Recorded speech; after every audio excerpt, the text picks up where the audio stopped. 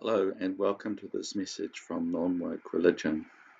I'm Stephen Eichler. Non-Woke Religion posts are intended to present practical religious viewpoints that have not been tainted by woke, far-left or progressive politics. Today's topic is far-left Democrats more naturally prone to fascism. The far-left Democrat art of projection is alive and thriving. Have you noticed that far-left Democrats often insult Republicans as fascists without any justification given? If there are points made on this, they are usually ridiculous or not a characteristic of fascism. We have allowed these flawed, illogical arguments to befuddle and dominate our thinking, and this has led to poor choices in dealing with political arguments. Quote from Britannica for fascist. Although fascist parties and movements differed significantly from one another, they had many characteristics in common, including extreme militaristic nationalism, contempt for electoral democracy, and political and cultural liberalism, a belief in natural social hierarchy and the rule of elites, and the desire to create a Volksgemeinschaft, in German, people's community, in which individual interests would be subordinated to the good of the nation. Political liberalism. Liberalism is a political and economic doctrine that emphasizes individual autonomy, equality of opportunity, and the protection of individual rights, primarily to life, liberty, and property. Cultural liberalism.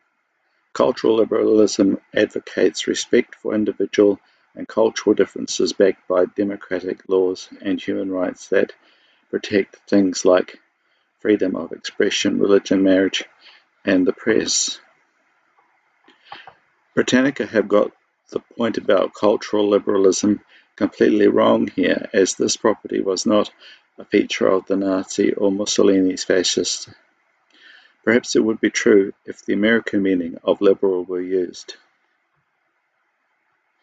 In Germany and Italy, the fascist parties arose out of Labour or socialist parties and individual leaders.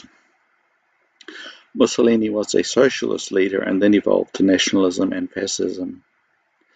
The National Socialists in Germany had been a Labour or Democratic Party originally. This means that in the US, Democrats are more naturally prone to fascism than Republicans. We see the roots of some of the aspects of fascism in democratic behavior or Democrat behavior. Contempt for democratic processes such as opposing voter ID and promoting mail-in ballots, which are highly prone to cheating. These are mailed out in vast numbers in some places, leading to a situation where it is trivial to procure large numbers of unclaimed ballot papers. Democrats are proceeding down the path of ever more extreme American-defined liberalism. Democrats partake in two-tier justice, meaning that Democrat elites are largely above the law. In turn, they weaponize the justice system against their opponents, as we saw with the persecution of Trump and the peaceful J6s. Democrats are constantly subverting the freedoms of the individual on behalf of their collective.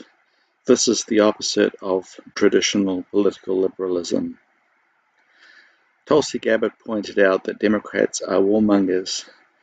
In this way, they have misused the military, but in other ways they do not prevent war by promoting peace through strength.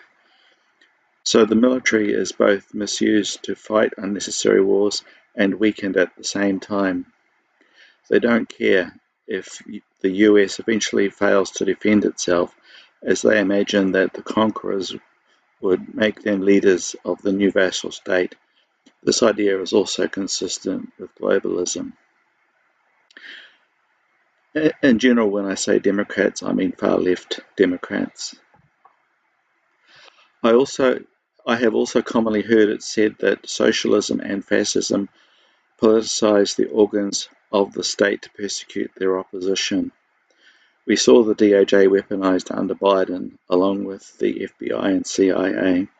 The difference now is that real crimes have been committed that must be prosecuted to avoid recurrence of the persecution. Another aspect of fascism is some kind of racism, and the Democrats partake in a form of anti-racism that is itself highly racist. In particular, they are anti-white racists. These are all trends towards fascism, and the trends as they pertain to Democrats or to Labour in Australia are alarming. Each time they get into power, these countries are closer to permanent capture by the left as they move gradually toward authoritarian fascist government and tyranny. Biden's plan to achieve this involved allowing millions of illegal immigrants to enter.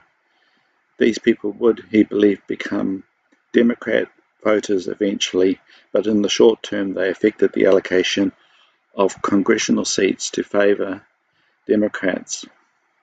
They also attempted to pack the Supreme Court and make some tiny Democrat strongholds into states that would provide Democrat senators.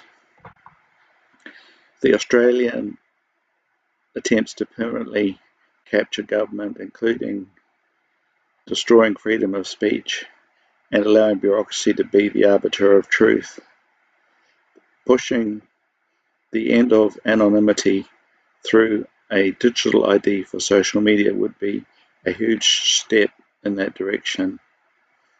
That's the Australian Labor Party. The Conservative centre-right could be silenced, and the government would hold the only permitted narrative. They could punish non-conformers at the flick of a switch.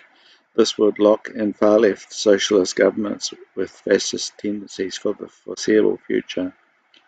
Labor also want to allocate more senator positions to Labor strongholds.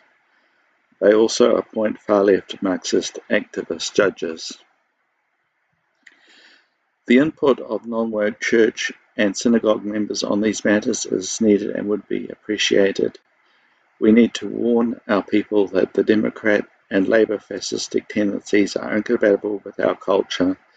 We must see the reality of this so we can let our political leaders know that we want to preserve our rights according to Judeo-Christian Western values and prevent predictable failures of Western society and democracy. Note that we do value a moderate, responsible Kennedy or perhaps currently a Fetterman-type Democrat Party. We need to have a safe party on each side of politics, and that is not the case at the moment. That is all for today. See you again soon. Thank you, and may God bless you.